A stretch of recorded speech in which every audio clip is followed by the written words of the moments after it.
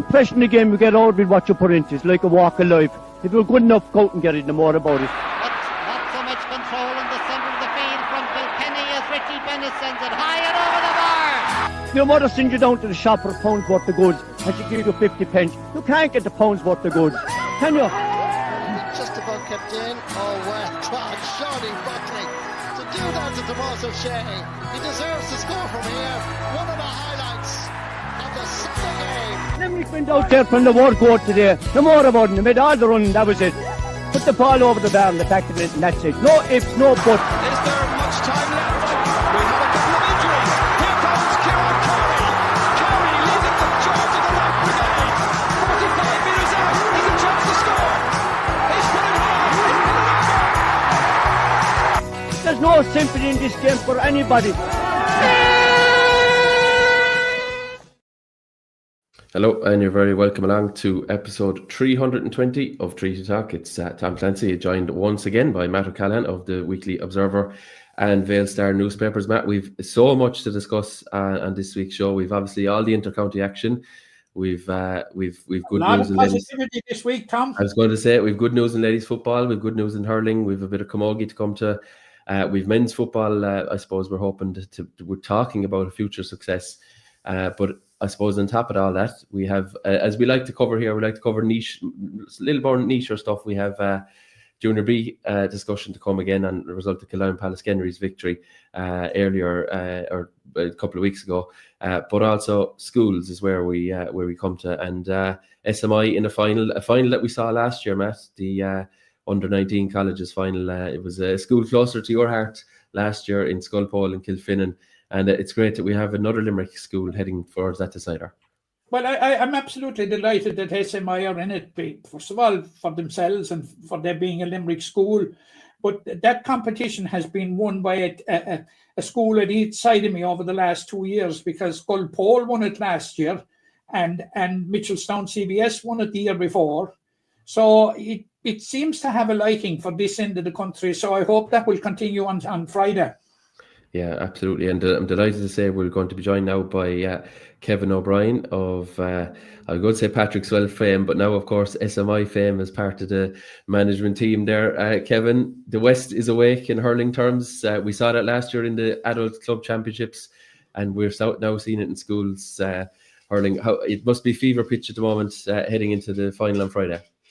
Yeah, there's a great buzz, in fairness, great excitement around the place, and yeah, there's definitely a bit of a push, I suppose, or a bit of a development. Like you said, Newcastle West had a great win in the Premier Intermediate last year, and they're up senior, and the other clubs around there have some great hurlers as well. So we've been lucky that they're coming into school there in SMI. So thankfully, we have a good group from there at the moment, and yeah, we've had a bit of success this year. So, but there's great excitement around the place. Absolutely, yeah. It's Boyne Community School. I think 1 p.m. on Friday in St. Ryan is an Offaly. We were saying there off air, you're not sure what you know about them, but I suppose that can be good as well. That lads don't get overly fussed about this fella or that fella. They're just going and trying to concentrate on their own game. They're going to have enough to focus on, just to get their own performance right. So it's probably no harm that it's a bit of an unknown about your playing. It's just go out and hurl up as much as you can for 60 minutes. Yeah, and like you said, like I was saying, when you go out of Munster or out of any province, I'm sure it is hard to know what you're up against. It's easy to get an idea in Munster, because obviously we all know people in Tipperary and Clare and the schools and the clubs that they represent. But look, they won the Leinster Championship and they beat the Galway team in the semi-finals. So like I said, and we've kind of obviously done a bit of research on them, and you can see that they're a big physical side and they've excellent hurling, and there's a lot of Meath representation in minors and 20s and stuff. So definitely they're meant to be a very impressive side. So like there'll be nothing taken for, we'll be preparing like it's any other game, and yeah, there'll be nothing taken for granted. There is a bit of unknown, but that's kind of been the way in the semi-final as well. And yeah, you have to, I suppose, you have to plan for your own self as well, and not be getting too bogged down on, like you said, on who we're going to be up against or anything like that, Yeah, Matt, I'll throw to you. Kevin, haven't seen your team play, and I think I might have said it to you, and wasn't rubbing your ego or anything, of Jerry's ego. what struck me was how well coached and prepared this team is. I thought in the Munster final you were excellent, and like it had all the hallmark of a team that was extremely well coached. And amount of work must have gone in behind the scenes to bring you to this point, Kevin. Look, a lot of work went in this year, but more so probably over the last number of years, Matt, you know, and I have to say, like, they're all the lads are doing a lot of hurling over the last couple of years, between some of them on academy squads, and if not that, with their clubs. You know, there's a lot of work being put in across the board, and I think with the schools team, the big thing is it's actually a bit of a run and a bit of momentum. Took us a long way, you know. And look, we've been lucky, in fairness, the county board organised a bit of strength and conditioning work for them early in the year, so they were up doing that. And we've tried to train them, myself and John Maroney. And there's a couple of more hurling teachers in the school, Simon Stokes and Justin Daly and Shane Bruder, and they've done a lot of work, we'll say, with all the teams in the school. And we're trying to, like, kind of, it's mad when you're going in September and they're still with their clubs, you actually wouldn't see much of them because there's so much going on. But since October anyway, we've kind of been once or twice a week and just trying to bring them on and get on a bit of a run. But we have been very lucky, and we've been very lucky. But like I said, there has been huge work over the last number of years, I would say, and it's kind of came to fruition now this year, thank God. A bit of success, you know. Yeah, having said that, a very, very even team, very well balanced team. But I suppose the foundation of great teams is a solid defence. And I thought your defence, particularly in the final against Newport, when you were bombarded for quite a bit in the second half, was absolutely outstanding. Not only did they not give away scores, but they didn't give away frees. They were totally disciplined. Yeah, in fairness, that day it was an unbelievable defensive performance. Like you said, the full backline were under a lot of pressure in the second half, and you have like I suppose it would be, you'd have to mention Oran Kelleher and David Maloney were in the full backline that day along with Owen Sheehan, and they did. You saw it yourself. They were bombarded, and they really were excellent. And like they're examples of lads now that are knocking on doors of county squads and that kind of thing, and well able, to be honest. But they're three lads there that I mentioned, you could definitely say have improved massively over the last 12 months, you know, and massive improvement. Like I said, probably knocking on the doors of county squads, but definitely have the potential to be pushing in there as well, you know. But they were excellent, and the clubs have them during the summer, and I suppose you are in school during the winter, and it's kind of our job really to send them back better players. That's what we're trying to do. And I can hand on heart anyway say about them lads, and a couple of more of them, a lot of them really, the full squad have probably developed. So they will be going back out with their clubs now, you know, having come on a bit and done a bit in the gym, and also a good bit of hurling as well, which is obviously very important. Yeah. Kevin, you're when you played yourself in school, you were probably in around that first art school team to break through at Harty level, and I suppose we see now the importance of club or schools hurling in Limerick. We probably didn't really have it for so long. I'm not just talking about at the top level. We saw last year, as we mentioned there, Skull Poles with victory. We've seen other schools in various different grades making inroads. And you did mention there the fact you have them all winter. I mean, there's probably 4, 5, 6 months of the year where they're not with their clubs fully, really. And the school is playing such an important part. And I'm not just saying from your point of view, but across all schools, the contact time that lads are getting with ball in hand, getting on the field, that is now a necessity for these lads to make it onto the next level, whatever that level is for them. If it's to be just a junior player with their club, or to be a senior player with their club, or further than that with intercounty squads, it's so important now that they get that extra time in schools to develop. I think, yeah, I'd have to agree. Like, I think it's absolutely massive. And look, from looking at schools hurling, you know, you'd be looking at A, B, and C results and that kind of crack, and you can see that there's a lot of Tipperary schools playing there at the moment at the top level. You know, they have a lot of schools in Harty Cup and that stuff. But I have to say, in Limerick, I think there's been big improvements. Like, obviously, Arts Laois are the flag bearers. You know, they have obviously an excellent team and an excellent setup and excellent teachers driving it.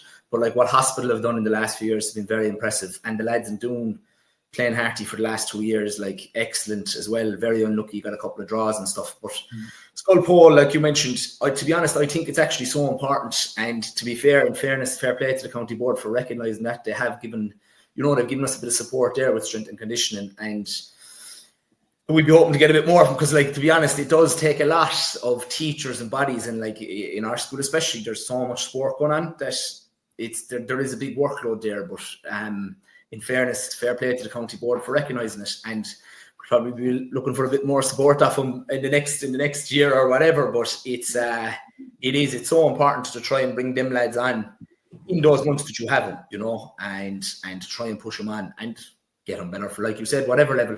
Some of them will play, would get onto their adult clubs teams is a big thing, and that's what we're trying to do, really.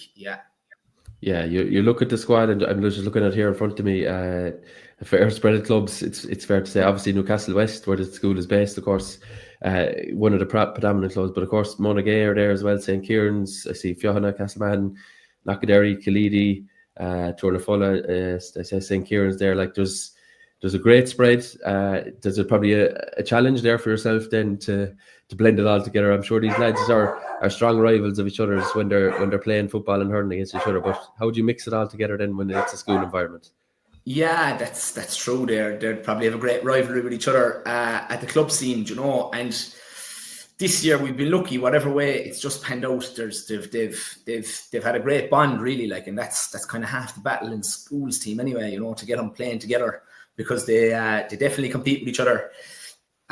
In West Limerick there at adult level, a lot of them are around premier or intermediate and that stuff, and obviously at minor level there's a few of them in amalgamations and that stuff, so some of them actually play together in the amalgamations, but putting them all in is a big strength. We'll say a big strength of the panel this year is kind of that they're very, there's a great unity there, and they're all pulling in one direction, but definitely a bit of a challenge like any kind of a group team at the start of the year.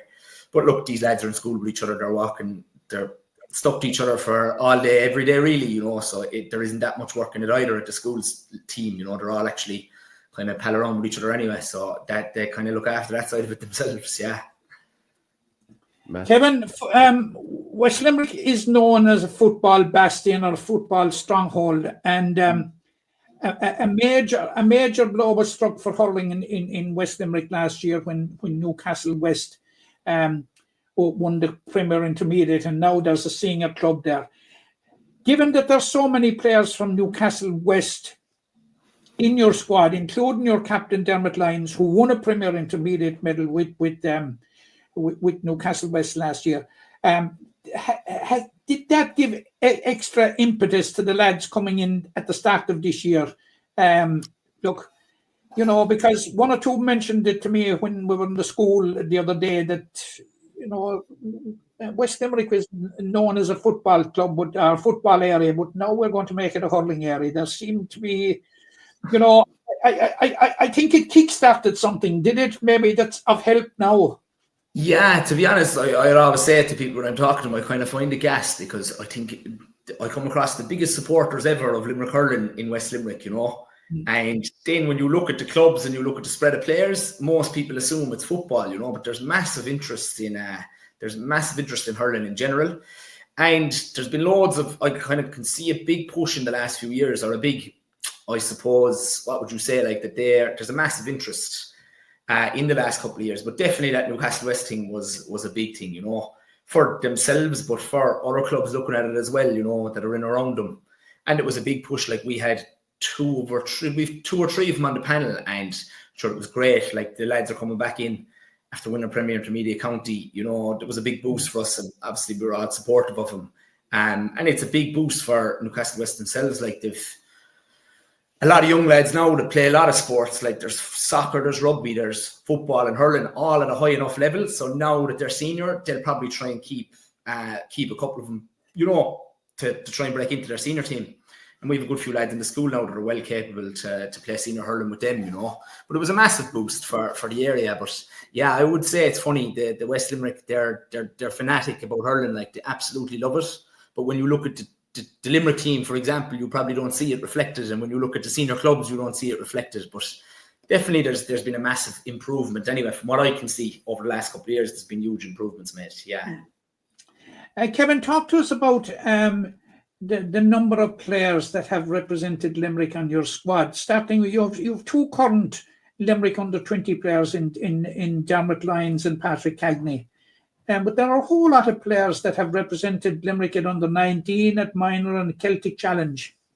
Yeah, absolutely. Like the two boys are on the 20s. We've 3 on the county minors: Cathal Kiley, Conor Hawke, and Gavin Thompson. And then there's 3 on the Celtic Challenge. There's 3 playing with that 19s development squad.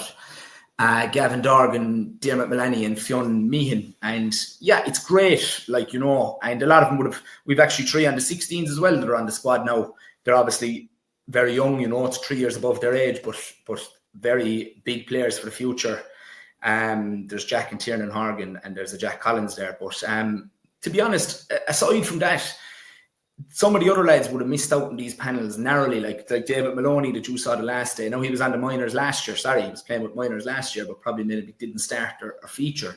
But from what I can see, like, he's as good as any. You know, he's definitely good enough to have a crack at representing Limerick at 20s level.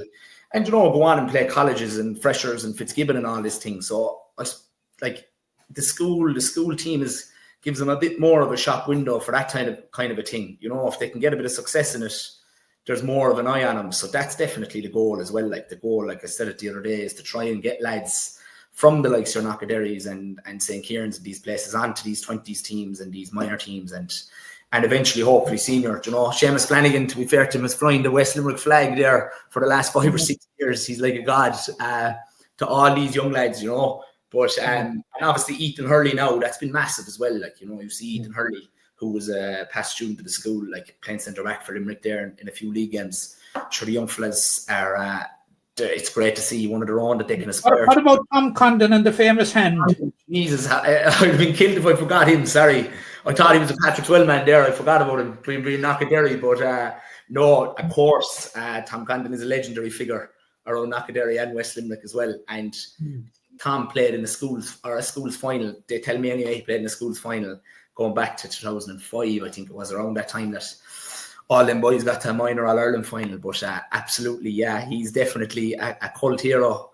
But yeah, a couple of more of them names now to push on is what ultimately we'll be aiming for, you know. Kevin, you mentioned there the last 5 or 6 years. I suppose we could actually rewind to 2018, which suddenly is 7 years ago. And if you take some of these lads are 17 or 18 now, maybe some of them just touching 19, they were still in primary school when Limerick made that breakthrough. And if they weren't already interested in hurling, I think the success of that surely has fueled their ambition to want to become it. And like, you know, we don't see this ripple effect straight. You don't see it, the knock-on effect straight away, but maybe now 6-7 years down the line, you're starting to see, you know, what a bit of success does in Limerick. Like, and of course there was already, as you say, a fanatical hurling following there, but for them now to see, you know, Limerick teams regularly winning things on the national stage and at provincial stage, it can only boost these clubs, boost this area, boost the prospects around the county.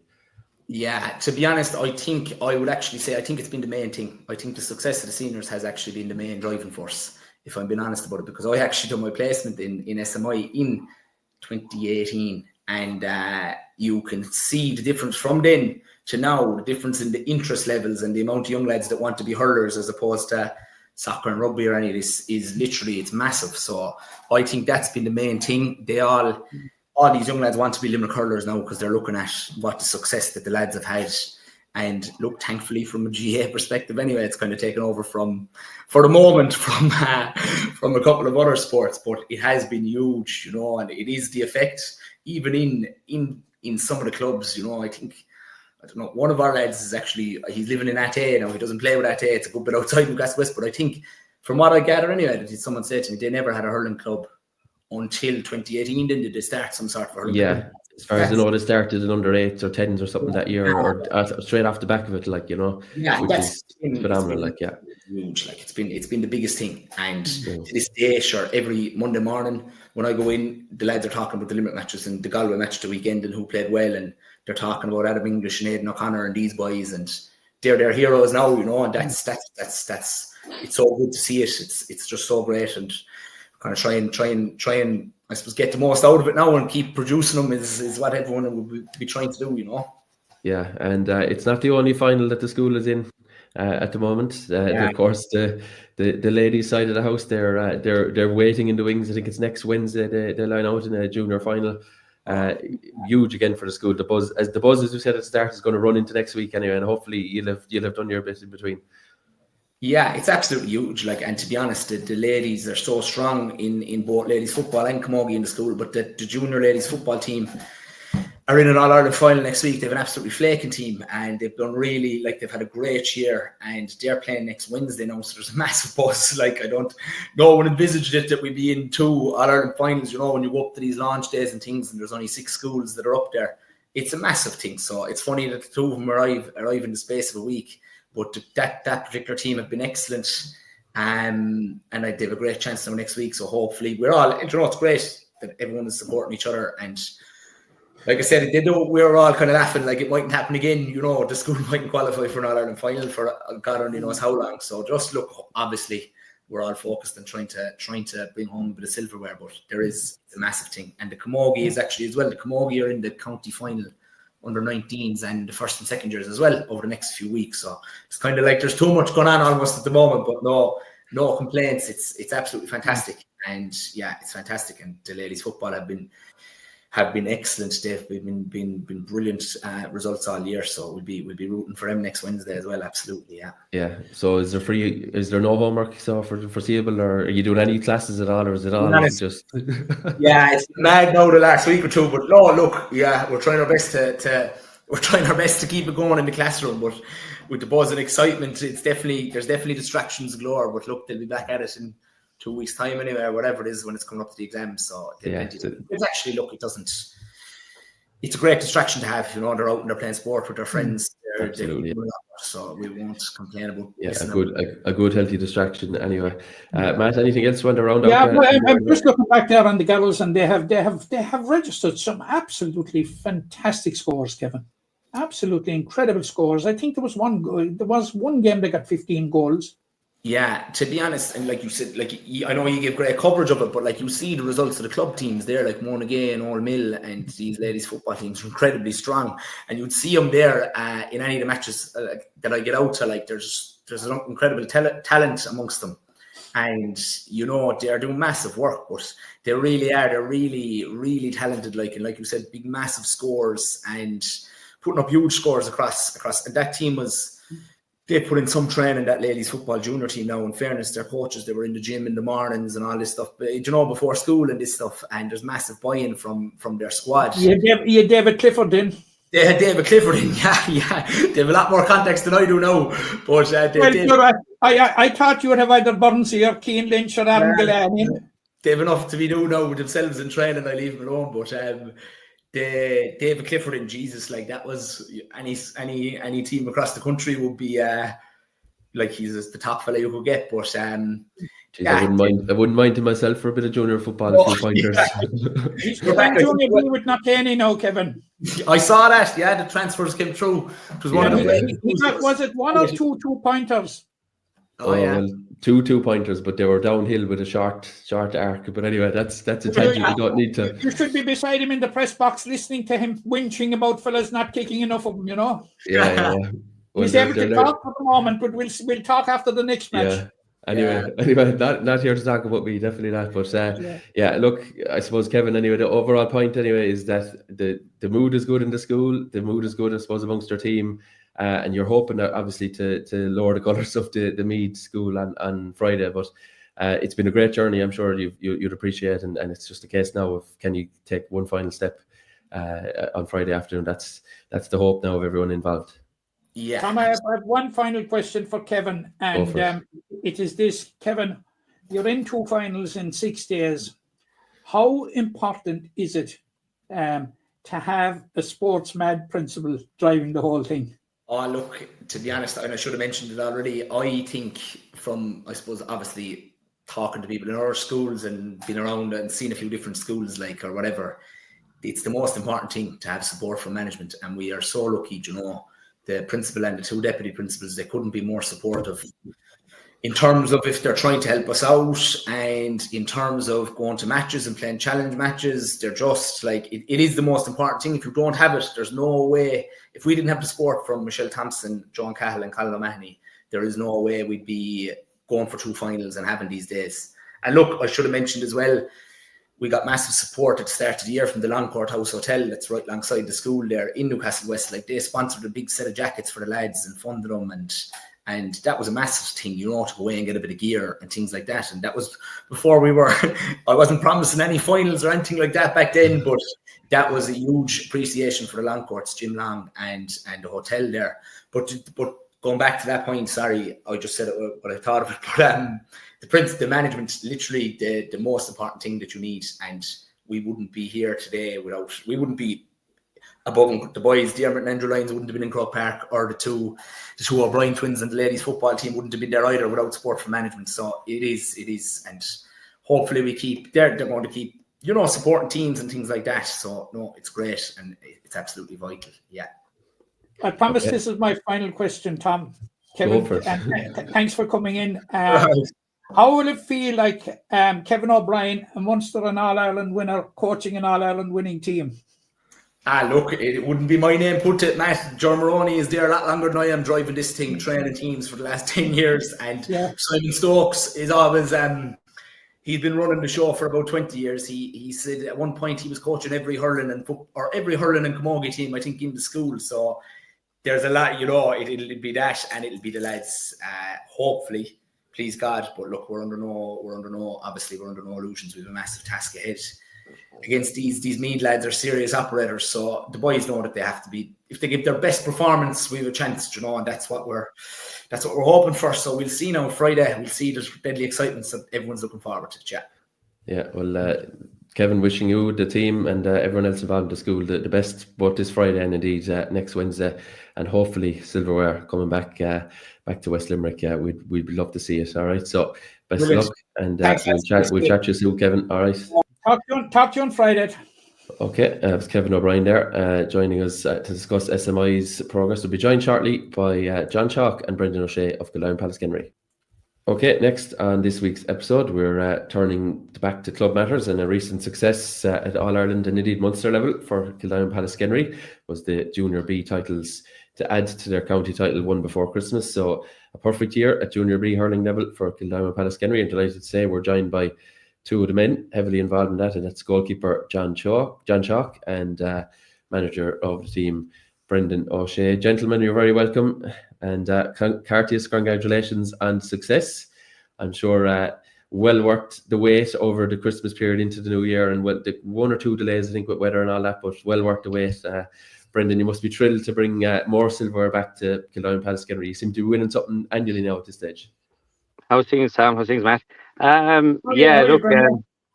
Over the winter periods, it can be lonely enough all the time, isn't it? It's a bleak time, and all the boys gelled and kept themselves nice and warm through the winter nights, to be honest, in the AstroTurf and on the field, pucking ball between them and having the chat and the laugh. So the year flew, to be honest, and fair play to everyone that was involved, Yeah, John, we do joke about your age, but in fairness, I was told, I think by Anna McGargle, he pointed out to me at some stage, might have been the first year you didn't play senior hurling, or with your first team. I could be wrong now to say that. It was 2024, and obviously you tried to push on and tried to stay involved, but Junior B then comes calling, and the door opens, and what a way to make your debut at Junior B almost, and have such success. You must have been thrilled with how the year panned out for a finish.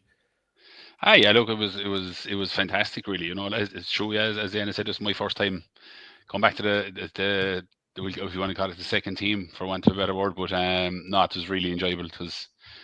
It was brilliant knowing the lads are great. There's that small little bit of pressure off when you go to back a smaller level, but the senior team was getting too hectic and too kind of professional for myself, and old age started to creep in, and instead of growing up, we're growing out these days. So we said we'd make a step back, but look, it was thoroughly enjoyable, and it was great to get a bit of success in the end, to get a lot of success in the end. And sure, look, a lot of thanks goes to that man there beside me, Brendan O'Shea, for pulling it all together and keeping us going through the winter. So, but yeah, it's great. Yeah, you to pull it together in terms of I suppose the old and young. You had a little trick up your sleeve as well, Brendan, in the form of Cathal Downs, because I say a trick up your sleeve. Obviously, you used the rules to perfection there. Cathal unfortunately missed all the senior hurling and a lot of the senior football championship. I think maybe he missed 11 of the 12 games that Killeedy-Palace Kenry played in senior championship last year. So you were able to deploy him once the Munster championship became available, and what an asset to have, and he proved it in the All-Ireland final. Oh yeah, look, as you know, Collins, he's a fantastic athlete, you know, and unfortunately he was hampered with an awful amount of injury, you know, which you wouldn't wish upon any player. But to ask him, he was kind of coming to the tail end of his rehab, so we were just lucky enough to grab him, you know, and we were kind of a bit apprehensive, thinking that he might take his time coming back, but he grabbed it with both arms, and look, he gets on with the lads as well, so well, you know, there's a good batch of friends there, good camaraderie there. Himself and Chalk would be bouncing off each other there during training most of the time. And he just blended in. So he is an all-around athlete, but like it took him a little while now to get up to grips with the boys, you know. And when he did, he was in full flow. So it was great to have him on board, you know. Yeah, Matt. Yeah, Brendan, I've spoken to you a number of times during the campaign, like, but once you won the county, what was the focus on the Munster Championship? Now, I know you got a false start and that you got to walk over in the quarter final. But was the focus, look, we're into bonus territory? Or at any point did you say to yourself, right, we have a serious chance here? To be honest with you now, Matt, we didn't look at any teams or anything like that. We just we had a chat with some of the players as well, and with the management, you know, Shane, Adrian, Stephen, Danny, and Jim. We just said, look, we're in bonus territory. We may as well go and have the crack. Above in Killeedy, it's good old homely spot as well. You know, it's not too far for us to travel, and it's a bonus then if we win. And the lads went out carefree, enjoyed it. There was no pressure. There's absolutely no pressure on them at all whatsoever. And I think everyone it's like a festival above there, so it is. And when you go up there, there's a lot of smiling, a lot of cheering, a lot of laughing. And the lads just relaxed and enjoyed every single bit of it. And you could tell by the training as well that there was no pressure on them either. But throughout our whole campaign, and John could nearly agree, there was never any pressure on anyone. You know, the lads involved, like Adrian and Shane, they're as cool as a breeze floating around, and Stephen and Danny and Jim and Andy, they're all cool out. And sure, John blends in with absolutely everyone. Because John was literally part of the management as well, as long as playing, you know. And when you have got characters and personalities like that around, it makes everyone's job a lot easier, you know. Yeah, the two games in the Munster Championship. First of all, you had Tulla in the semi-final, which you beat by a point, and Kappa White you beat by 2 points, I think. At one stage in each of those games, about midway through the halves, you seem to be in a strong winning position and relinquished it somewhat, but then showed tremendous resilience in closing out the wins. Where did that sort of resilience come from? Like, it was fantastic, like the resilience you showed on both occasions. Like, and you remember the Evan Considine hook on Anthony Barry at the last minute in the Munster final, although Chalky protested to me he'd have saved it anyway, but... Chalk is not like that. You know, that great resilience.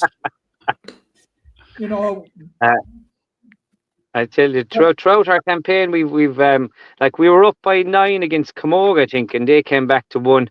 We were up by I think 10 or 11 against Grana Ballingarry. They came back to within 2 points of us as well.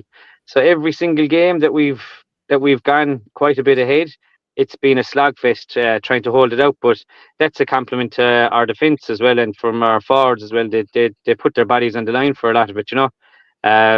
So it's a lot of graft and hard work, but as I said to you there, and in the final, our full 15 players never clicked in every single match until the final, you know. So we were never playing as a full complement through every match.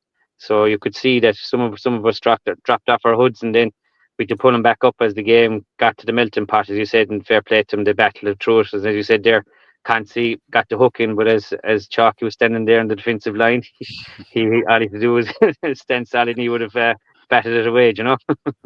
Yeah. John Chalk, Munster and All-Ireland winner. How does it feel? Or, I put it to you another way.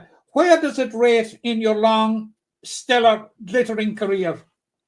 What is it, well up there, Matt, at the top, in all fairness, you know.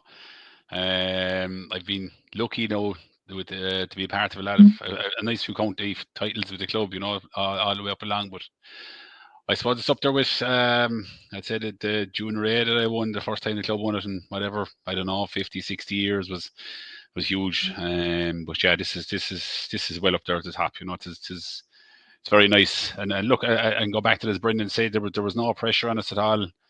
And I think the players themselves would say like that we really thought we had a chance once we got over Tulla. And when you're in a Munster final, you're automatically in an All-Ireland semi-final. So you're like, you know what, Jesus, we've a right good chance. Let's give this a crack and see how far we can go. Like, you know, so. But yeah, Matt, it's way up there, Matt. It's up there at the top, definitely. Like, you know, it's great. It's a great feeling. John, you and I walked down the pitch in Mungret at halftime during Monadine and Killeedy-Palace Kenry in the Senior Hurling Championship. And that evening, you were absolutely wildly enthusiastic about a Junior B hurling game that was coming up. Where did all that enthusiasm come from for somebody that has been through and seen it all? Like that, you could whet up that level of enthusiasm, we'd say, for Junior B. Be honest, Matt, I just love it. I like the thing is, the question is when do I retire? I don't know. I don't know when I'm going to stop or how I'm going to stop, because like once you stop, you never get that feeling in the dressing room. You know, that being inside in any dressing room on any team in any sport with a lot of great friends, a lot of great characters is when you retire, it's something that's gone and you'll never get it back. You'll never get to see it again. So I'm just delighted to be playing. Look, there's Junior C coming out next year, Matt. So that'll keep us tipping away, keep us all heads tipping over, and we get another group of boys together and we'll see how we go, you know. So looking forward to that. But yeah, look, it's great. And I'm always just delighted to be part of any team, no matter what. And no matter what the club asks, it's my club at the end of the day, and we'll always try to help out in any way we can, you know. Brendan O'Shea hasn't the notion of letting you drop down from Junior. The contract is an extended for Junior. Yeah, John, I'll put it to you. I know we're being jovial about it, we're having a good laugh here, but if we could rewind the clock, maybe 12, 13, 14 years, time frames, it might be slightly off. Did you see this level of success coming for the club? I joked there at the start of this piece that, you know, you seem to win something every year, whether it is in hurling or football. Obviously now this is the turn of the Junior B team. Obviously, he progressed up the ranks quite quickly in the hurling once, you know, there was maybe the influx of young or talented, you know, quite talented players. Like, for me, I went to school in Palace Kenry and all a lot of those lads. It did seem, from the outside, it looked like this success wasn't coming, and now it seems like it's a runaway train, I should say, in Bowcoat. So, like, where has this come from, and did you see it coming at all? It's gone back a good while. Time 2002, we won the Junior A county title when the club was just Killeedy-Palace, and like I didn't win anything after that for 15 years. The club joined in, and like since then, it's just been the best thing that's ever happened. Is the two parishes coming together, and once it took off in 2017, you could see we got lucky. We got a great generation of players in 2017 coming onto the scenes. And that's really well, I remember both codes, like, you know, above in Kilmallock wasn't the match, I think, was it? Yeah, called Kenry, you beating the final. That is match, is it? But, sorry. Yeah. But look, I didn't see it, Tom, before the parish joined, but once they joined, you could see it coming. There's been fantastic players from both Palace Kenry and Killeedy-Palace. It's been unbelievable. It's been an unbelievable journey to be on, you know, and hopefully it doesn't stop there. Like, you know, the club is trying to push forward and move from strength to strength. So we're not stopping. We're definitely not trying to stop behind the scenes anyway, and trying to make these joint steps and try push for more county titles. So look, hopefully they keep going. I don't know how many more I'd be a part of, but hopefully they'll keep coming in and we're gone as well. So yeah, absolutely. I know we Peter Nash on last summer, and like I seem to remember a time, you know, he was on the Limerick fringes of the Limerick team in football and playing Junior B football, like, you know, and to get all the way then to a senior football quarter final, you know, in a very short space of time, really, it was some going. Brendan, for this team, what's next? I know last year Monleen did something similar. Now, they didn't win the lot. Now they did to settle for an All Ireland as well as the county title. They lost the Munster in between, but they went on to win the Junior A.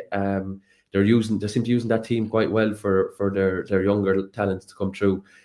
is it important for the club, if John mentions the success and maybe trying to continue that, is it important that the second team gets as high as possible? Is it competitive in whatever grade that is? And maybe is this year about, continuing that winning feeling in this team?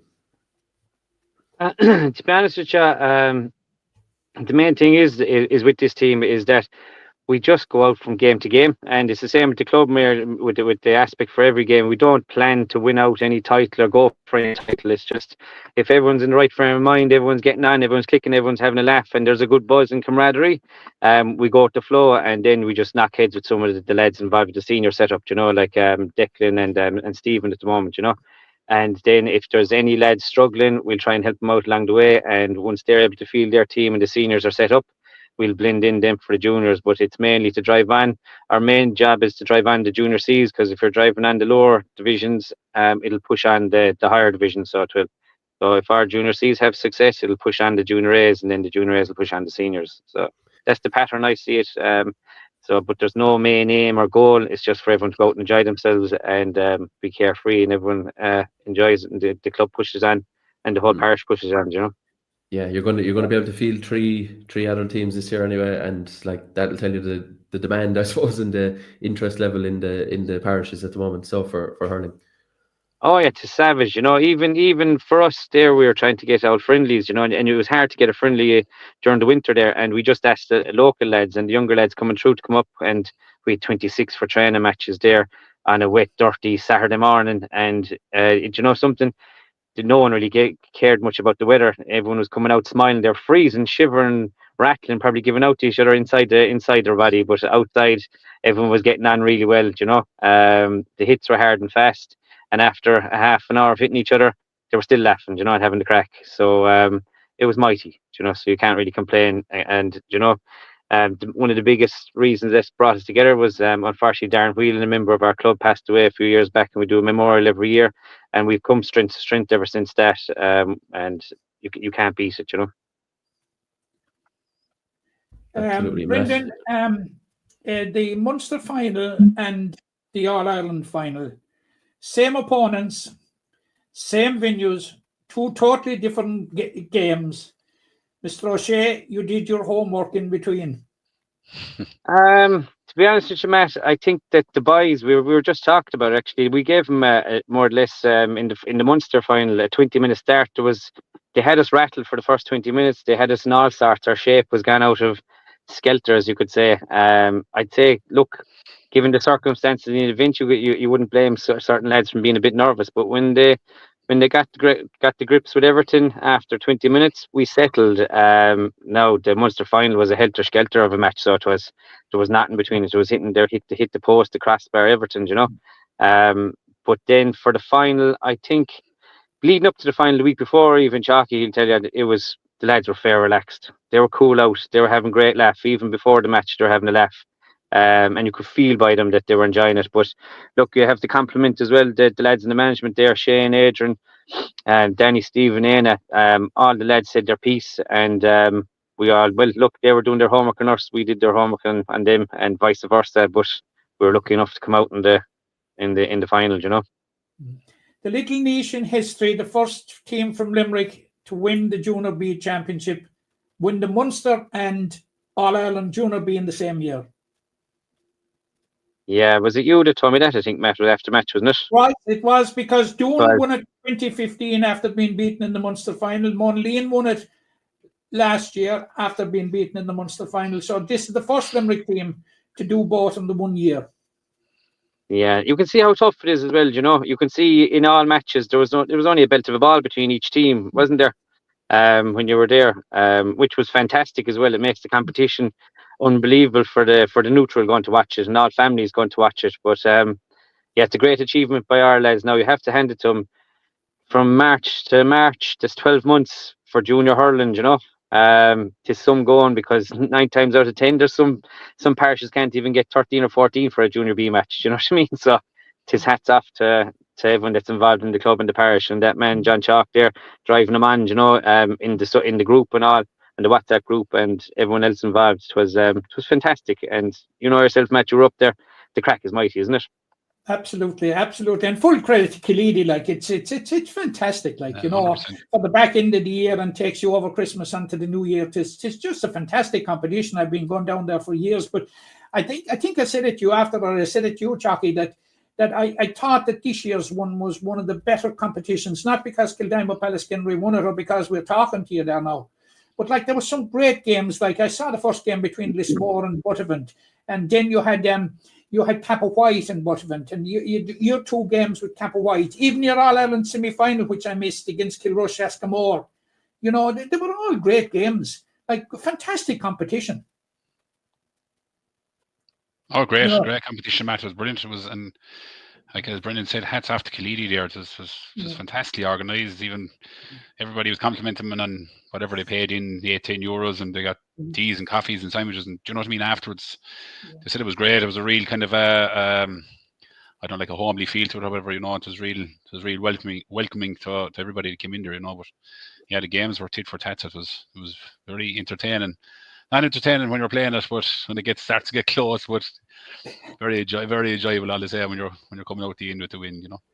Yeah, an All-Ireland winning goalkeeper that saved a penalty in the final and made a stunning save, I thought, later in the game. I think I said it to you immediately afterwards that the other save was better than the penalty save. Talk to us about the penalty save and the second save, because there were 2 excellent saves. Look, sometimes penalties are a bit of luck, I suppose. I remember, so I don't know who said it on the Sunday game, should obviously hit it to the opposite side of where the goalie's holding the hurley. So we said we'd put our money on that side, and so I held the hurley over to the left and kind of showed him the right hand side as much as I could and chanced it, and he hit it down the right hand side at a nice height for me. So it was great to get the stop, but it was great. But I look, from that we went up the field and scored a goal. I think that personally, it's easy said afterwards, but I think that finished the competition really. That finished the game. There was a 6-point swing around there. So, and then the other save, to be honest, Matt, I don't know what angle you were at, but it was straight at me. So it was fairly. No, but it was a very good save, John, because I tell you at the point of the game it came, and they were after getting, I think, 3 points in a row. Yeah. And there was a revival on the way back, you know. Possibly had they got that goal, like, but I thought it was a great save. Sure, what does Roy Keane saying? Sure, he's only doing his job, isn't that it? Or never he's supposed to do it. Yeah. I said to you, Tom, we couldn't cope with Chalky's modesty. Too much modesty, yeah. John, on a serious note, you know, and talking about the club overall, which, you know, with the utmost admiration for what the club has achieved to be a dual senior club at the moment. Like if you were told that 15 years ago, you'd be nearly arrested that Killeedy-Palace Kenry would be a dual senior club. You were gone off the game, you know. But the future seems to be very, very good with success at underage, and seems to be a very, very strong underage structure within the club. I saw a team this year, they beat Glenquin Gales, I think it was in the under-20A final. Yep, above and Rackeel, yeah. Yeah, very, very, very strong. But very strong through minor and through all the groups for the last couple of years, you know, have been there or thereabouts. Yeah, it's going well. It's got a lot to contribute, as Brendan said. There's a lot of people behind the scenes as well that are on the committee and all that are putting in a lot of time and a lot of effort, all the way down to Board and Oak from under 6s all the way up. You know, there's a lot of people involved. It's the same with a lot of clubs. You know, we're nothing special, like, but like there's been huge success. It's not an easy thing to run, as you said. I think you alluded to there at the start of the year. We have an awkward number of dual players. It's great if you've like not more, if you've the whole panel playing, or if you've only 1 or 2. But we're kind of in the middle where we have 8, 10, 12 players, with a lot of those starting on both teams, which is fairly challenging for them lads, like, you know. But look, the coaches, we tried it last year, the lads are trying it again this year. They're really trying to mind the lads, and they're really trying to take care of them.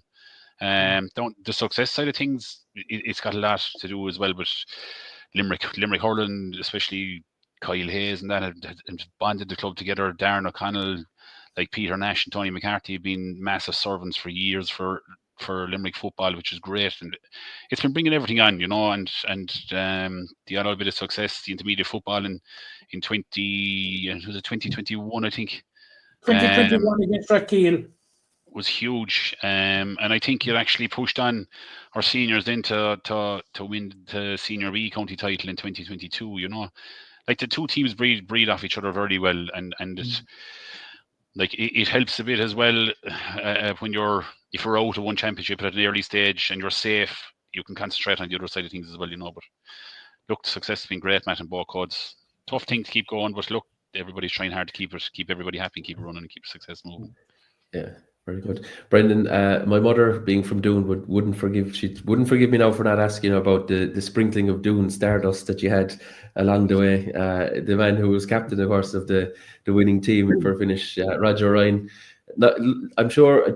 I know I'm joking about it, but like, no harm to have someone outside as well, maybe coming from not a different background. He's from Limerick, but I mean, just a slightly different view of the world, the hurling world, as it were, and obviously he's no shortage of talent as well. He 3 goals in the Munster final, Tom. Yeah, absolutely. I was going to say man of the match in the Munster final, and an important player all year for you as well.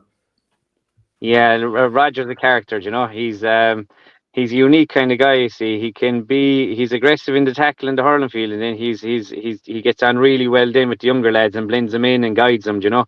And that's why he was captained in for the Munster and the All-Ireland. And as a Doon man, he's been through it all as well. Like, he was an underage Limerick team as well, so he's got fantastic hands, fantastic skill, but he's also a great motivator, you know, and he's a great speaker as well. I can't speak highly enough for him as well. And Keil Mull as well, who's been a warrior for our club for years as well, was the vice captain. So the two lads blended in well, and whenever the lads were in the hut, the management didn't even have to go in and say anything. We just knew that they were able to gel all the boys, you know. But like, Roger's been through the mill as well. He's after having a newborn as well there during the year, and then to still come along with us, you know, he'd have to battle off the wife, and fair play to Jean for letting him out, you know what I mean? So he's doing more work off the field than he is on the field. You know? I know Brendan would his wife agree with being through the mill in terms of having a child. I'm not sure does that wash now, but you know, I've seen it in loads of sports where lads, they kind of double down their training efforts when there's a little newborn at home, maybe, you know, just try to keep themselves fit or to get away with it. But no, look, in fairness, see a great asset to the team. John, we must talk about you're brought into the Limerick Masters panel. Last year didn't go well for them, so they've cast the net a little bit wider this year. I think they've looked for I wouldn't say new talent, but fresh talent maybe, and talent that's kind of maybe still involved around the place. I suppose you're going to give it a last for the year, and hopefully you know, you can I suppose rise up the ranks a little bit in that competition. Yeah, I'll be honest, I don't know much about the competition, really, from what I've heard from Adrian Garvey, Mikey Dillon were involved last year. So yeah, looking forward to it. It's always great to be called up to any Limerick setup, no matter what it is. So, and we'll grab it with both hands, and we'll enjoy it. We'll still tip away to a bit of training. The fitness levels aren't the same, but sure, look, it'll be my fitness levels on whatever with the lads in that team, but my fitness levels wouldn't be the same. But they've been kind of slowly going downhill for the last, I suppose, 35 years. I won't say 2 or 3 years, but we've been at the same pace. Our career has been injury free. Like, you know, if you don't run too fast or too far, you're not going to get injured. So you'll be all right. I think it was a TJ Ryan said you can't pull a hamstring if you're not sprinting, like, you know, or someone I think it's like that, you know. So very good. Looking forward to it. Very good. Matt, anything else for the lads? I'd just like to reiterate our congratulations to them, and I'd like to thank the lads. You know, sometimes in the press, you know, the cooperation we got from Brendan and John during the whole course of the campaign was just absolutely phenomenal, and really, really appreciated with Brendan and John. I spoke to both of you, and I'd say all 3 games that I was at, and you know, your cooperation was second to none. Absolutely. And well done, lads, and congratulations. And that's fair play to your coverage throughout the year with all this stuff. And the podcast is always great to listen on and hear your comments, even if you're slagging us or not, but sure, it is great. There's the factual, that's only factual stuff, John, you know. Probably the only slagging we do to you now is to your face, and we've done it today. Very good. All right, gentlemen, thanks very much. We'll be chatting to you, I'm sure, during the year along a sideline somewhere in whichever grade or code. I'm sure we'll see you there somewhere. All right, and best of luck with the Masters, John, for the year. Cheers, lads. Thanks, lads. All right, yeah, thanks to John and Brendan for joining us there. They were a real help at the matches now, in fairness. Brendan, when it came to getting team news, when it came to, to getting a photograph, getting anything like all that, he pushed the boat out so far, Mm-hmm. Yeah, and Matt, the bane of my life when we're at these games at any level, and it has happened at intercounty level and it's happened all the way down to junior B level. If a team will tell you the team we're playing is 1 to 15, and said, "Oh, great, thanks for that," and then the ball is thrown in, and there's 4 different players playing, or 3 or 2 or 1 or. I've been down that road in the county final where I was told 1 to 15 was playing, and there was 4. Yeah. And some clubs are better than others. You and I were down the road where we were told we'd get the team after the match, if you remember. That was a good one, all right, yeah, very good. But in fairness to Killeedy-Palace, Kenry, there's never been an issue with them. Never an issue with them. No, at any grade, they're not trying to hide anything from us. And you can see why with the 2 lads that we had in here this evening. Yeah, absolutely, yeah. So nice to touch on the junior B, indeed, and then earlier, of course, the SMI success. But I suppose we must now turn to affairs on the inter-county scene, Matt, and I think we'll stay on the hurling team, as is our desire. And we look back before we look forward. We look back at last Saturday evening, Limerick picking up their second win of the 2025 Alliance 1A campaign. A comfortable victory in the end, Matt, over Galway. We can look at the merits of the win for a second, but very, very disappointing, I think, to see the injury to Mike Casey. That was the biggest concern coming out of the game for me. The manner of it, it looked bad. He'd go off with a concussion. It's not something we want to see in the game of hurling, and it unfortunately didn't get the right punishment either, did it? No, I think the sanction left a sour taste in a lot of people's mouth, especially when they saw the sanctions that were liberally given in the other games over the weekend. And I thought Mikey was just met head on, and I thought I couldn't believe that it wasn't the red card, but obviously the referee was nearer to it and obviously came to his own conclusion. But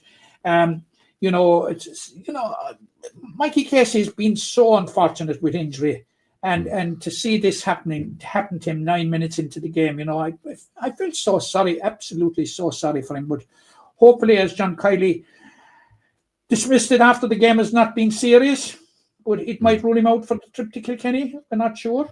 Yeah, there's protocols around concussion, so look, I suppose he'll have to be assessed and see. But hopefully, at a minimum, he'll be back for the Wexford game on Saturday week, and indeed potentially for a league final if Limerick get there. That's probably the best we could hope for now. I'd say the Kilkenny game, it might be a precaution that he sits that one out. While we're on the team of the Caseys, that's the negative one. The positive one, of course, is a certain Peter Casey is back in the green in Limerick, and immediately on the score sheet as well. Yeah, what we've been waiting for. We've been so long waiting for it to see him back. It's absolutely, and the thunderous applause that greeted him when he came onto the field gives you an idea of how the Limerick fans, the high esteem in which they hold Peter Casey, and rightly so. And like Peter has been very, very unlucky with injuries as well, Tom. But hopefully he'll get a good run at it now. He deserves it. But Tom, talking about the performance, I think it was as near as possible to the direct opposite to the performance against Clare. Yeah. Now we were talking here last week, and we were sort of the despondent, and we were talking about relegation and all that sort of a thing. And I got challenged during the week. Now, why did I use the word relegation? You were talking about relegation. I wasn't talking about it. No, but you were a willing listener, though, all the same. But I was only talking. I was only being pragmatic, looking at the table. But deep down, I didn't think it was a problem. But you never know with these things. But look, that's off the agenda now. But it's off the agenda because of a far more Limerick-like performance than we saw against Clare. I just don't know where that Clare performance came from. It's not the Clare performance I'm talking about. It's the Limerick performance where it came from. Because it was most un-Limerick-like. But you saw last week, and before you tell me now, but Aidan O'Connor deserved man of the match, and Barry Brown. Like we saw Cathal O'Neill coming back to his best. There were so many positives. unfortunately, Kyle Hayes picked up another injury, I think, did he? Yeah, You know, it looks like another lower leg injury. Not sure exactly where on the leg it is, but it's it's a concern, of course, at this point. Where good to see William O'Donoghue, Sean Finn, you know, all these guys. We still have to see Declan Hannon, and we still have to see Darragh O'Donovan. Yeah. But there's more than a little straw in the wind that Nicky Quaid will be back sooner than we think. Yeah, I would just, if anyone didn't catch this, actually, well, I suppose first of all, just to touch on the Declan Hannon and Darragh O'Donovan, John Kiley, Matt, as you'll have heard in the post-match that I would have recorded there, he said basically they're back training on the pitch, so like, you know, we'll take him at his word, and there's a good chance they'll probably be involved at the weekend against Kilkenny. If not, I think they probably will, you know. Nicky is more like during the championship, I would say, but he has made the Nicky Quaid one. I think Shane O'Brien let the rabbit out of the hat there, or the cat out of the bag, whatever the phrase is, on his DJ Carr interview, because he kind of said that Nicky was training, and like, it depends how you define training, of course, as well. Like, the mood music is good. There's been very little negativity around the injury, in terms of, it seems to be well on track. I believe he had surgery for the ACL tear in December, so we're probably, you know, we're still only 2.5 to 3 months, probably just hitting the 3-month mark in terms of from, you know, day zero in terms of recovery. So I still think there's probably a fair bit to go on this, in terms of being back at least another month or two. So, you know, there'll be I don't think there'll be any doubt. We won't see him in April, I'd say. It may be sometime in May if we see him. That seems to be the timescale. But like, while he's away, like, we're having tremendous performances. We're having an unholy battle for the number 1 jersey between Jason Delan and Shane Dowling. Yeah, Shane's save from Brian Concannon last week was just off the charts. You know, two clean sheets for now for Shane Dowling as well, and it's not all about that, but that certainly helps. It certainly helps his confidence, and it helps the team as well, of course, when you're not conceding goals. Just ask Claire the weekend. His comeback has been simply phenomenal, Tom. You know. Yeah.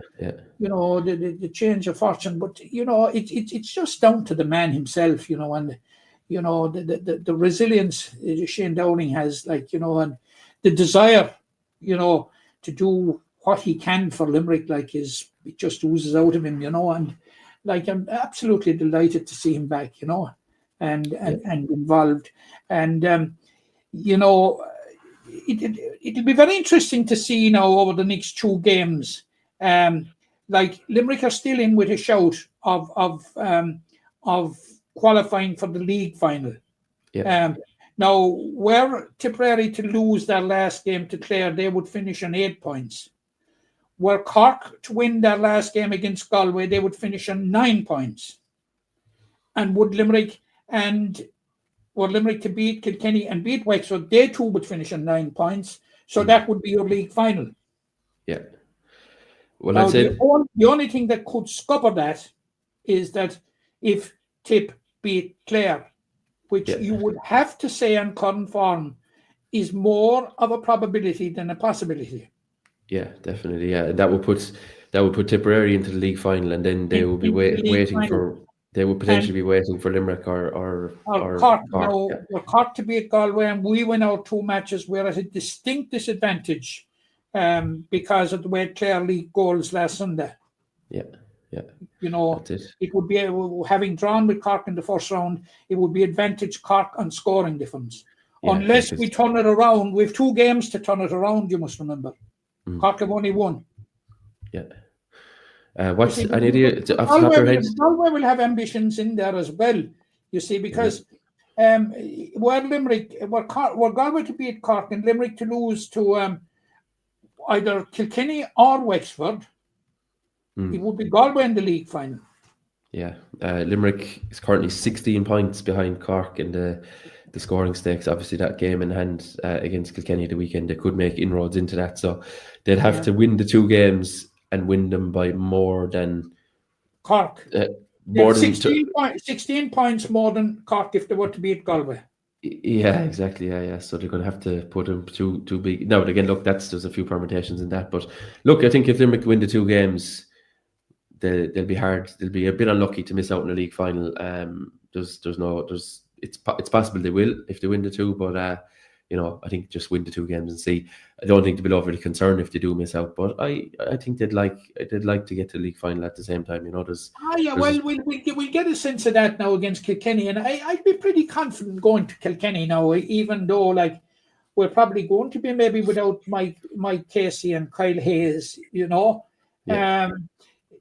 But Kilkenny are going to be without David Blanchfield and Mikey Carey. Yeah, and So- Owen Cody missed out last weekend.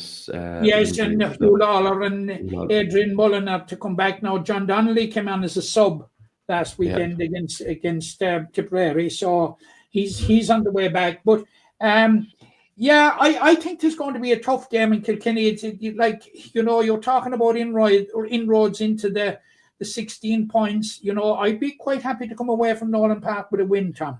Yeah, absolutely. Yeah, Kilkenny have lost their 2 home games to date. So They've lost. They sensationally lost to Galway because Galway were hammered in the first round by Tipperary, and the entire narrative after that game was that Galway were dead set relegation candidates, and lo and behold, they go to Nolan Park the following week and they win by 4 points.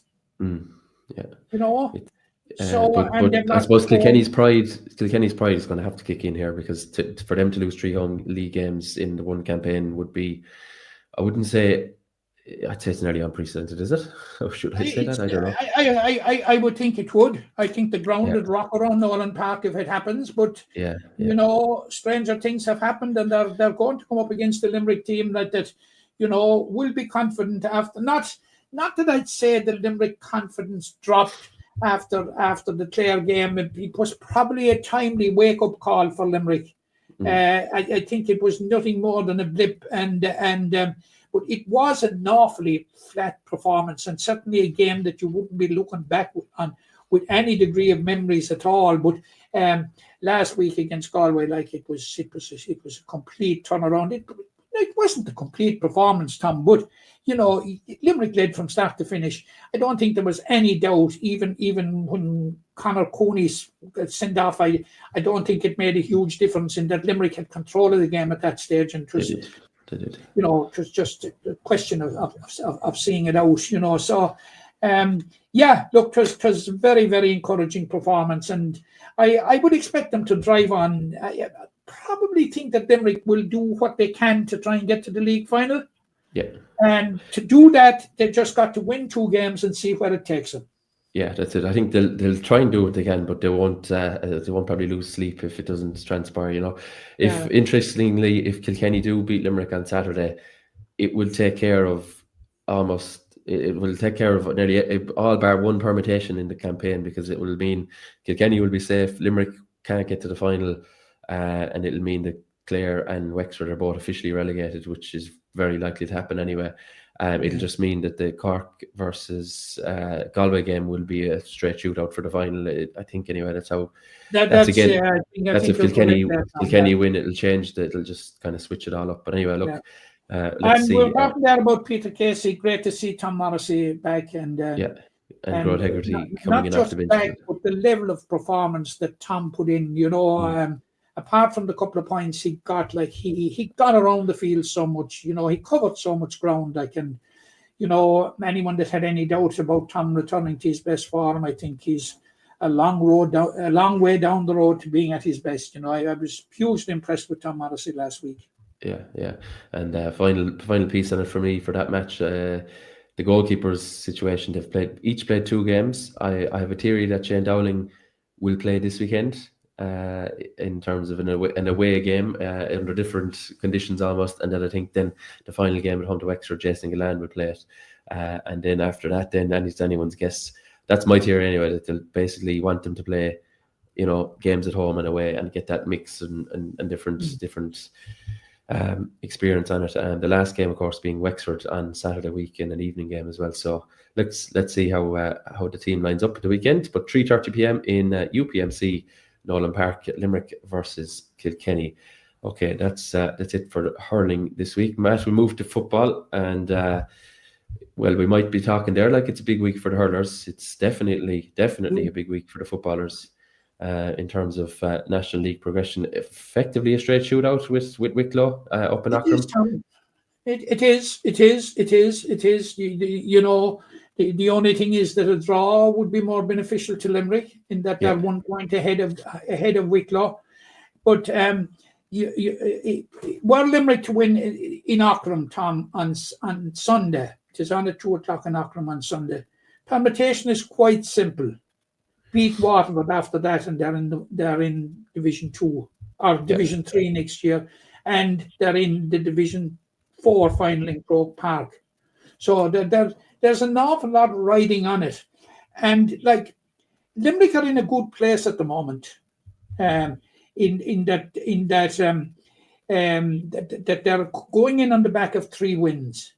Now I know they have a few injury worries, including an injury to Killian Fahey, the team captain. Now I think Sean Clancy picked up a nasty enough knock against Tipperary when he was playing very, very well, and would be a doubt. But other than that, and of course Barry Coleman.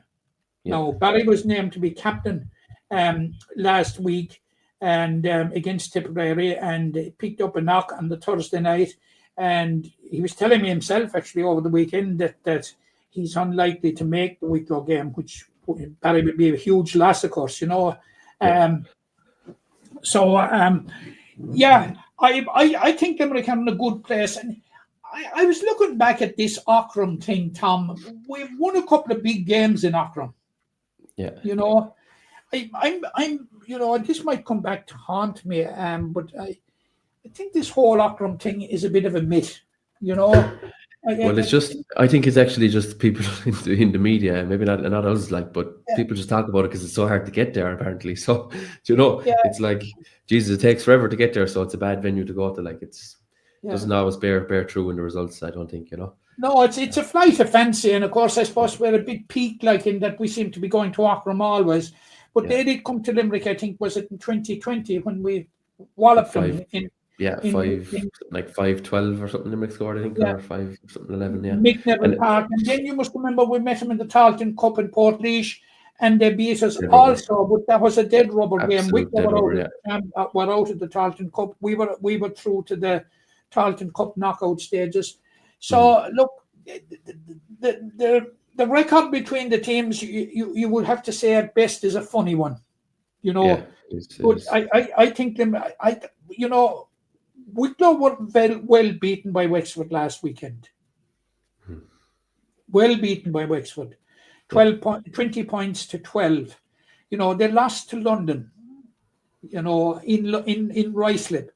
I'm pretty confident that Limerick. I think they can do it, Tom. And talking to Jimmy over the weekend, I think they're in a good place, and they know they're going to Wicklow. They have a job got to do. They're focused on their job, and I think they have a really good chance.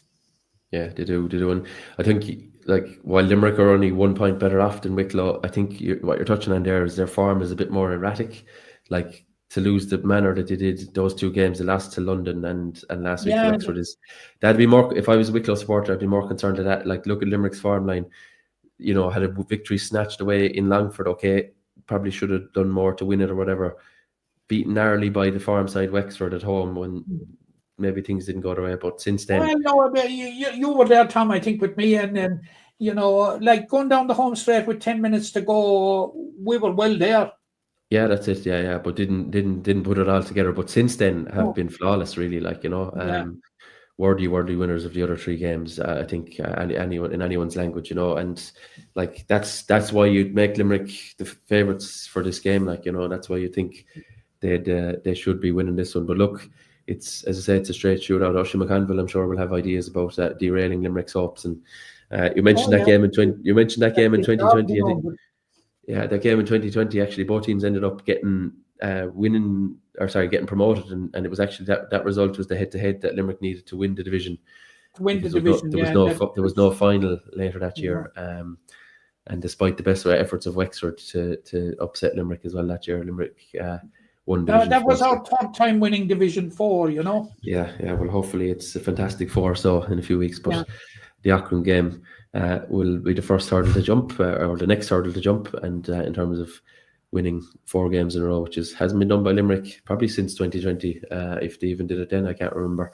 Anyway, that's the men's football. The under-20s, Matt. So that's Auckland they're playing in on Sunday in that round 6 / Matt. The 20s, we were in McNeville Park last weekend. You and I suppose, as reporters, tried to be as unbiased as we can, but we were very disappointed in this Limerick performance. We were frustrated. I think we know there's probably more in them. They didn't meet the level that they needed, didn't meet the level they're probably capable of. And Tipperary won by, was it 3-8 to 6 points? 3-8 to 6 points. In the opening game of the under-20 Munster Championship. Yeah, I know. Look, it was a very, very, very disappointing performance. And like John O'Grady, the manager, we were chatting with him after, and he put no tooth in it that, he said there's no sugarcoating this, that it's a bad result. John Genuine and his management team, I was talking to Dave Devan at one stage a little before the game, and they were expecting a good bit more, and I think they were entitled to expect it. And when Evan Curry kicked that 2-pointer early on, Tom, and we did miss a few chances now in the early stages, to put a bit of daylight between them. But once Tipperary got the first goal, it was downhill, very, very much downhill for Limerick after that. It inspired Tipperary to greater heights. And if anything, from then on, our performance regressed, and regressed considerably. And we were well beaten in the end. And it puts us in a difficult position in terms of the competition. Because while we were losing to Tipperary, Waterford were beating Clare in Doonbeg. Yeah. And we face Waterford this Saturday in round 2 in Dungarvan at 2:00. A game that we have to win to stay afloat in the championship. Lose it and we're out, by my reckoning. Oh yeah, no, that's it. There's a possibility the group could be sorted before round 3, really, because there is because Tip win as well. Tip and Waterford win. Yeah. Waterford and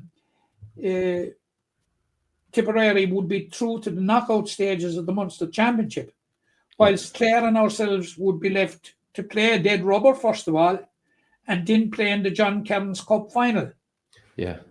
Whether the game, I suppose they can be doubled up because Clare are entitled to home venue for the group stage, and it's fixed for Doonbeg, and the John Kearns Cup final is usually at a neutral venue. Yeah.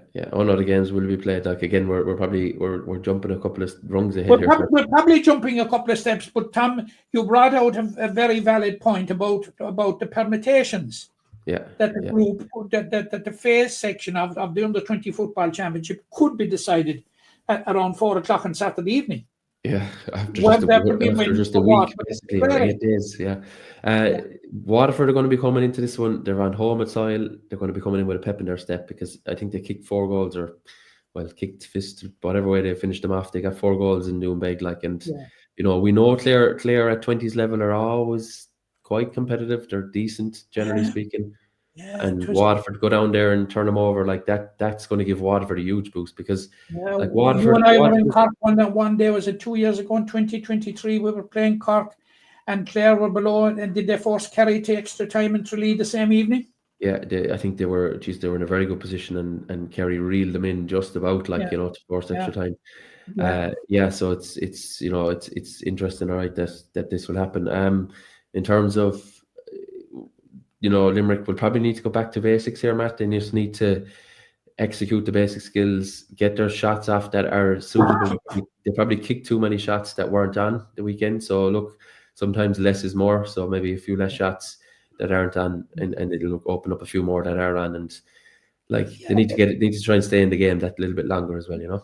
There's a huge amount to work on, but you see, Tom, time is the enemy at this stage. The turnaround is so quick, 7 days at this stage, and you only a 7-day turnaround to Clare as well. Yeah. It's been run almost in a blitz form, you know. Yeah, absolutely. No, it is. It's I think it's the first of the under-20 championships being run, obviously because it's on a phase basis as well. So if we were to take one positive, Matt, I think I'm open to correction. I don't think I should be corrected, but Evan Curry, anyway, the first player to kick a championship two-pointer across any of the grades, whether it be senior, minor, or 20. So at least we have that slice. We have that tinker. Yeah. It was a nice score in fairness as well, but they just weren't able to significantly add it to it. So Evan Curry over Tay. Just to mention briefly as well, he was involved. I think he captained the UL Freshers team, Freshers 2 team to the All Ireland title up in Queen's University at the weekend as well. So, during the week, I should say.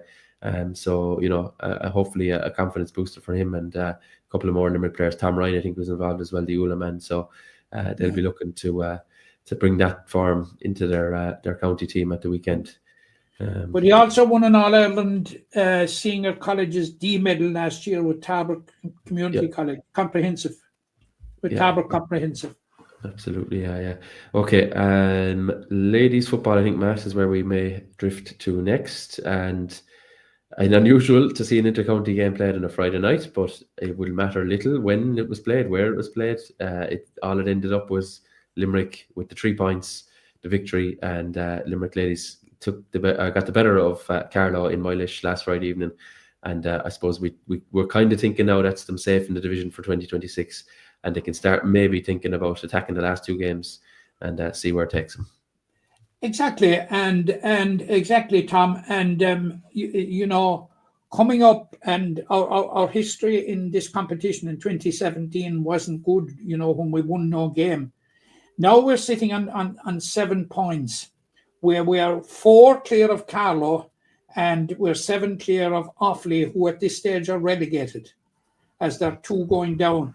Now, were Carlow to fail to beat Wexford in the next round, Limerick are safe, but I wouldn't be satisfied with that at all, Tom, because I think there's more in this, girls. And I met a couple of the girls. I was at the Rathkeale GA dinner dance on last Friday evening, actually, and a couple of the girls came along there afterwards and were just saying that, I heard at one stage, that kind of like we're not going to win the last 2 games against Louth and Cavan.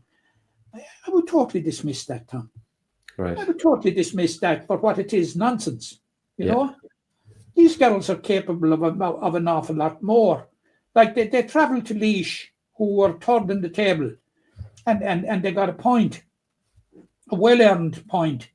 And on Friday night, they played with the breeze in the first half. Now Carlow led by 1-3 to 3 points at one stage. Limerick had it levelled up at half time, and drove on in the second half. And Carlow didn't score for almost 45 minutes of the game, Tom. Didn't score in the entire second half, and Limerick had the luxury of missing a penalty. Right. So it was a comprehensive performance. We're after seeing 3 very good performances by Limerick now, 3 in a row. And you must be mindful of the fact that this is the Carlow team that put Limerick to the pin of their collar in Moylish last year in the group stages, and who beat Limerick in the Division 4 final. And that's true. And factor in Laois the previous week, who were right in the promotion mix, and we took a point off them in Laois. And the week before, our girls ran right against Offaly. Yeah. So I'm looking forward to the game on Sunday week. I have to say, Tom, it's fixed for Newcastle West, right. And I'm really, really looking forward to it. I've seen a couple of games with Limerick there, and it's been a happy hunting ground enough for Limerick ladies footballers. No reason at all why we should be so apprehensive facing Louth. None whatsoever, Tom. No. I'll just remind him of 2018 and just show him that Rebecca DeLee is playing again. So yes. Well, she's got 5 goals in the 5 games to date, and terrible unlucky not to have one the other night. And Caoimhe McNamara now is on a scoring run. She's got goals in each of the last 2 games against Laois and she got the goal about 7 or 8 minutes into the second half against Carlow that put Limerick on the road to victory. Right. So I'm really looking forward to the game with Louth. I see no reason at all why we can't be up there with them, none whatsoever. So I could be, when I'm listening to naysayers, they just try, and these are people that haven't seen him play. Yeah, that's the thing. Well, I'm slow to comment myself. I haven't seen him play, but in terms of you're looking at it in the context of it, you wanted to stay at the grade, that mission accomplished, but you don't have to settle for that. You can. No, because if you beat Louth, you go to Cavan with something to play for. Yeah, a little thing called possible promotion.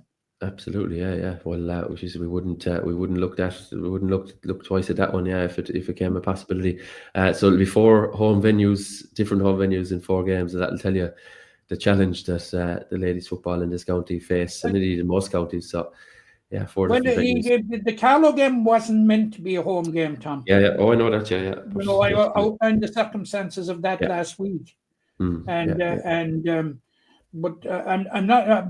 I'm absolutely 100% confident that what the game to be in Carlow, the result would be similar. Yeah, absolutely. Okay, so that's the ladies footballers. Matt Camogie back in league action, the senior Camogie side this weekend coming, I believe. Yeah, back this week against Clare and Ennis on Saturday at 2:00 in Cusick Park.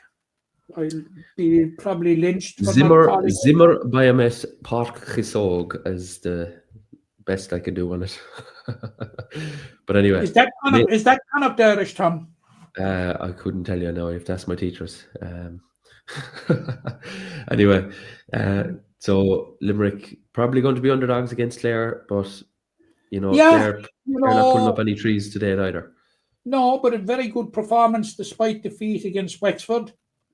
Like you must remember, Tom, and I'm predicating anything that I'm saying about the current Limerick senior camogie team, that you almost had a team with 14 players this year that weren't available from last year's panel for different circumstances. Yeah, basically 50% of the panel. Yeah, you have to start from that. You have to start from that base. And Joe Quaid is trying to get young players into it, and with some success now. Because you would have gone to Wexford as rank outsiders. Now I was disappointed with the game with Antrim. I have to say I was disappointed in that. Now you got to win against Down in the first round. Very, very disappointed with the game against Antrim, because I have this thing in my head about Antrim, Tom, that we should be beating them and we're not, And then we had Wexford away. It was a very, very creditable performance against Wexford. Unlucky to come out of Wexford empty-handed, Okay. And now we have Clare. And the game against Clare is going to be much of the same level as the game against Wexford, although, without that very, very long journey to Enniscorthy. It's only a short hop by comparison, yeah. It's only a short hop, which that in itself will be a help. But I'd be hopeful of a very good performance, Tom. I don't know about a win, but I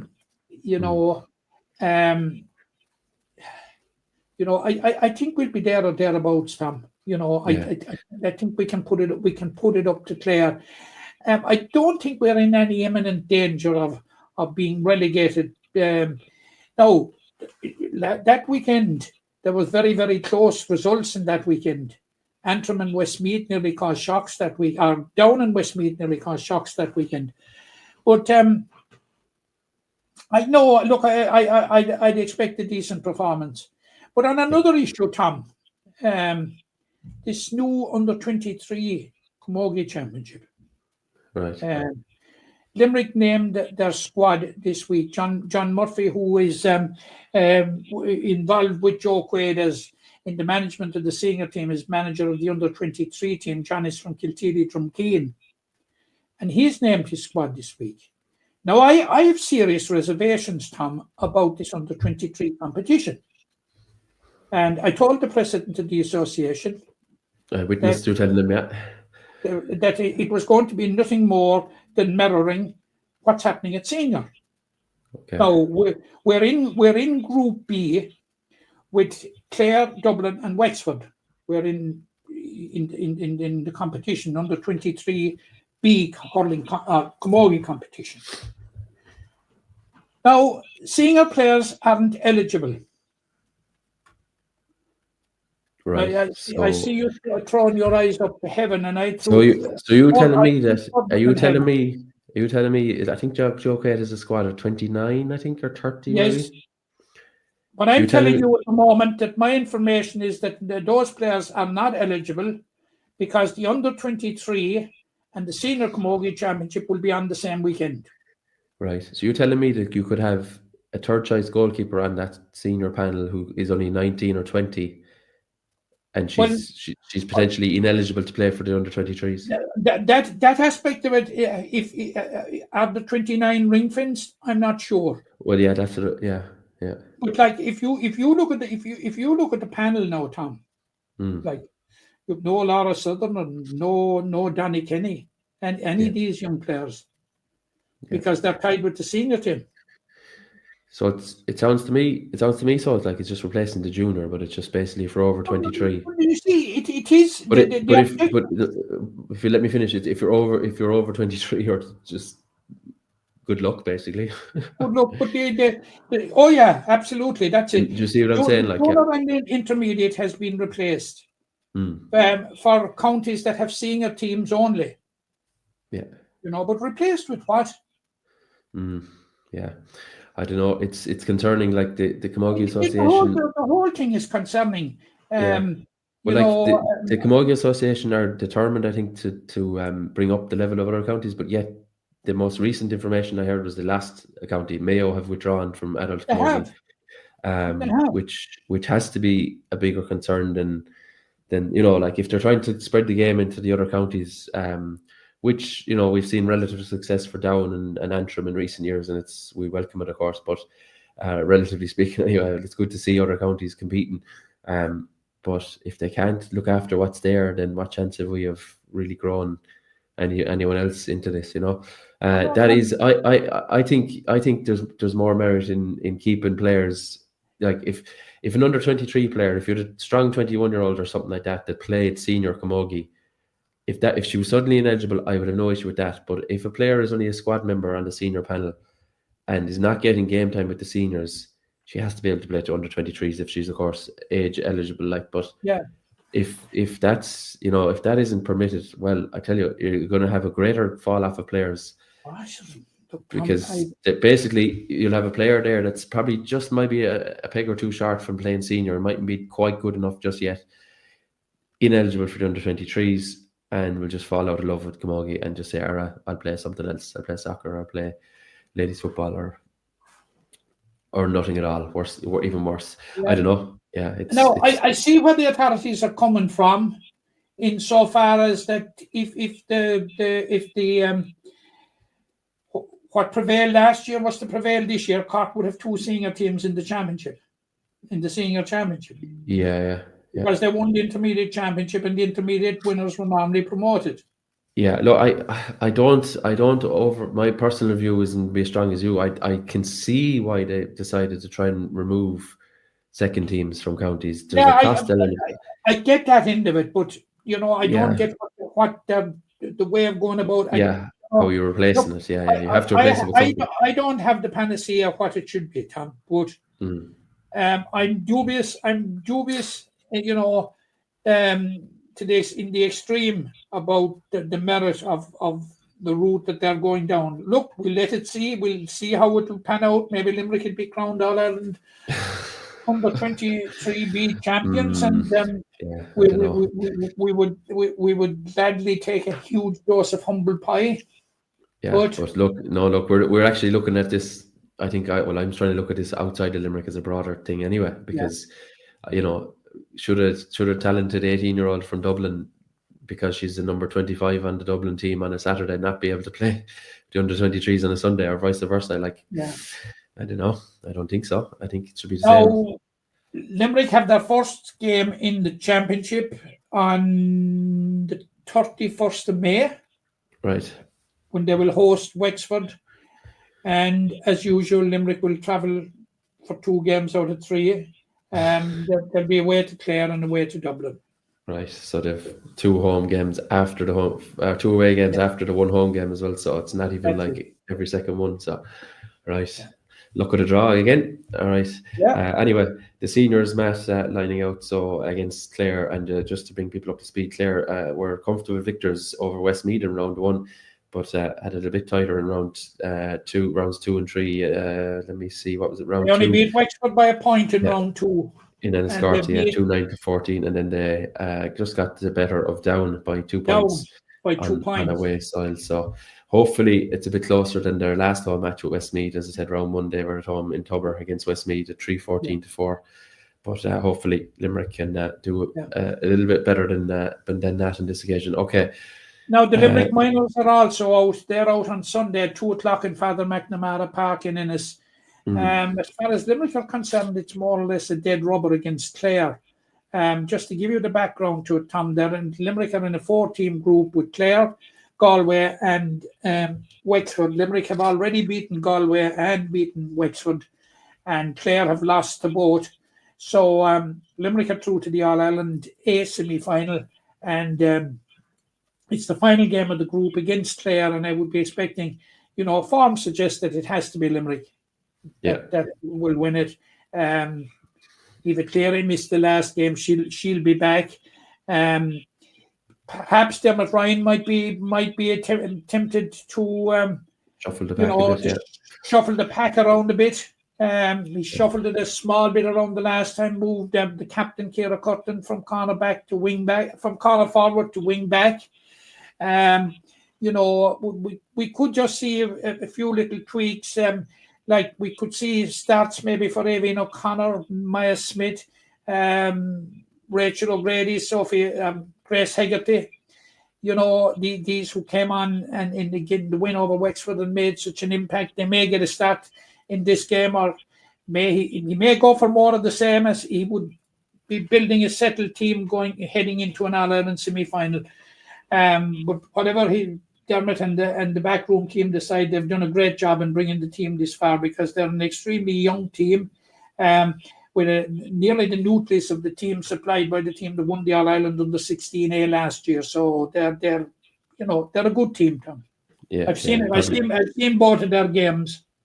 Probably a step or two ahead of where they maybe even envisage themselves to be, but nevertheless, great to have. I suppose the luxury of approaching this game whatever way they like, really. And you must remember that Orna Barrett, who was the star of the under-16 team last year, has been stricken with injury. Yeah. So one of the real talents missing. Yeah. Oh, really, absolutely unbelievable talent, sure. Okay, and unfortunately, Matt, last weekend's disappointment for the 16s. Disappointment, Tom. It'll probably mean that they're out of the championship.